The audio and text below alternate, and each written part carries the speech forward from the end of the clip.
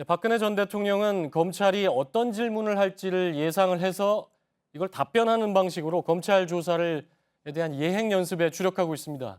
박 전 대통령은 자신의 참모들이 그동안 내놓았던 불리한 증언, 이걸 모두 뒤집어야 하는 상황인데요. 박 전 대통령이 어떻게 준비를 하고 있는지 서복현 기자와 함께 짚어보겠습니다. 자, 서복현 기자. 예. 박 전 대통령이 지금 수백 개 질문지를 이제 뽑아서 예행 연습을 하고 있다, 이런 얘기가 지금 나오고 있지 않습니까? 네, 그렇습니다. 박 전 대통령 측 손범규 변호사는요.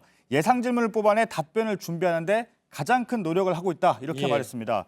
손 변호사 표현에 따르면 유영하 변호사가 나뭇잎까지 자세히 볼 수 있게 변론 준비를 하고 다른 변호사들은 숲을 볼 수 있게 준비를 하고 있다고 합니다. 예. 뭐 검찰도 뭐 이 부분도 이제 예상을 했을 테고요. 예. 그 조사를 위해서 지금 질문지를 준비하고 있을 텐데 예. 검찰이 뭐 워낙 혐의가 많기 때문에 어느 것부터 물어볼까요?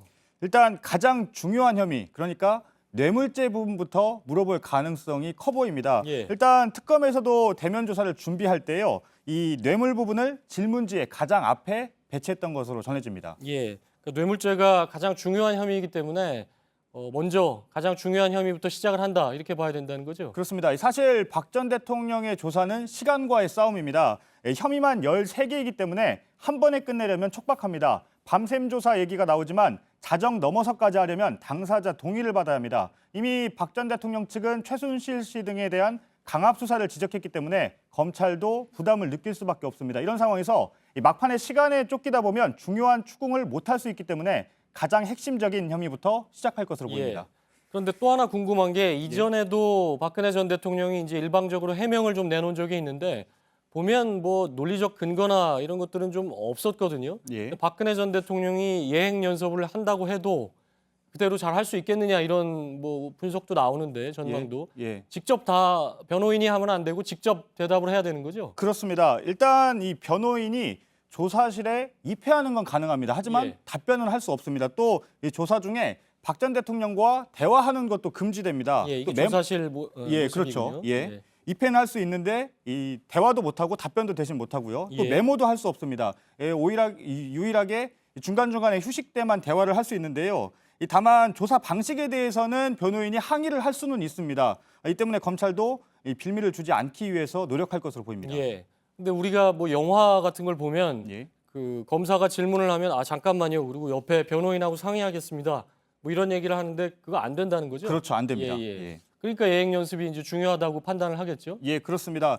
그런데 이 조사는요, 부장 검사들이 맡을 가능성이 커 보입니다. 이 부분은 좀 의미가 있는데요. 이 재단 관련 수사를 해온 한웅재 형사 8부장 검사, 그리고 이 삼성 뇌물과 기밀 유출 혐의를 수사했던 이원석 특수 1부장 검사가 번갈아 가면서 할 것으로 보이는데요. 둘 다 경험이 많기 때문에 예행 연습만으로는 돌파하기는 쉽지 않을 것이다, 이런 분석이 나오고 있습니다. 예. 어떻게 보면 사실 검찰 1차 조사 때 대통령이 조사를 받았더라면 오히려 쉽지 않았을까 하는 얘기도 나오는 게, 이미 그 과정에서 대통령 참모들이 굉장히 많은 진술을 내지 않았습니까? 그렇죠. 이걸 다 뒤집어야 되는 상황인 거죠, 지금? 그렇습니다. 예를 들어 보면요, 이 재단 모금액을 특정한 적이 없다. 예. 또 기밀 유출을 지시한 적이 없다. 이 박 전 대통령은 이런 주장을 하고 있는데요. 이런 주장은 안종범 전 수석이나 정호성 전 비서관의 진술과 전면으로 배치됩니다. 누군가 거짓말을 하고 있다는 건데, 안 전 수석과 정 전 비서관의 진술이 구체적이기 때문에 박 전 대통령의 주장의 이 신빙성이 의심될 수밖에 없는 상황입니다. 그러니까 결론적으로 보면 그 대통령이 예행 연습을 할 게 아니라 뭐 사실대로 얘기를 하면, 그 사실을 정확히 얘기한다면 뭐 문제가 되는 게 없을 텐데 뭐 이런저런 얘기가 서로 충돌할 경우에 이제 문제가 될 수가 있고요.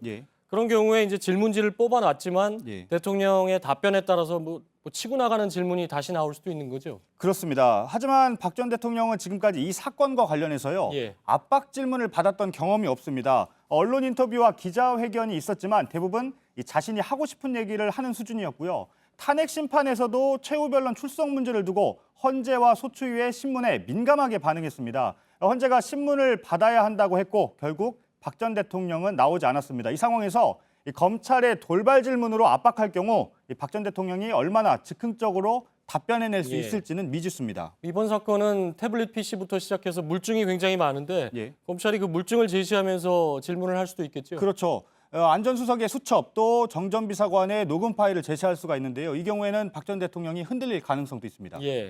뭐 그럴 때를 대비해서 이제 영상 녹화나 녹음을 하는 건데 그건 이번에 하기로 했습니까? 그렇습니다. 이 특검의 대면 조사가 무산된 가장 큰 이유가 이 바로 녹음 녹화 부분이었죠. 예. 박 전 대통령 측이 거부를 했던 건데요. 이번엔 분명한 피의자 신분이기 때문에 거부할 권한이 없습니다. 그러니까 이 박 전 대통령으로서는 음성, 표정 이런 부분이 모두 녹음 녹화되기 때문에 상당한 부담으로 작용될 예. 수도 있습니다. 혹시 박근혜 전 대통령 측에서는 성실하게 조사에 임하겠다라고 했지만 예. 하다가 이게 불리하다고 느껴질 경우에 진술을 하지 않겠다 이렇게 거부할 수도 있지 않을까요? 일단 검찰 안팎에서는 그러기는 쉽지 않을 것이다 이런 분석이 나오고 있습니다. 왜냐하면 이 진술 거부권을 행사하는 것 자체가 사실상 사실을 모두 인정하는 그런 의미가 될 수 있기 때문에 쉽게 진술 거부권 행사를 선택하지는 못할 것이다. 예. 이런 전망들이 나오고 있습니다. 진술을 거부하더라도 그 부분이 재판에 넘어가면 예. 오히려 피의자에게 불리할 수도 있다. 그렇죠. 그럴 수 있다는 얘기죠. 예. 정치부 서복현 기자였습니다.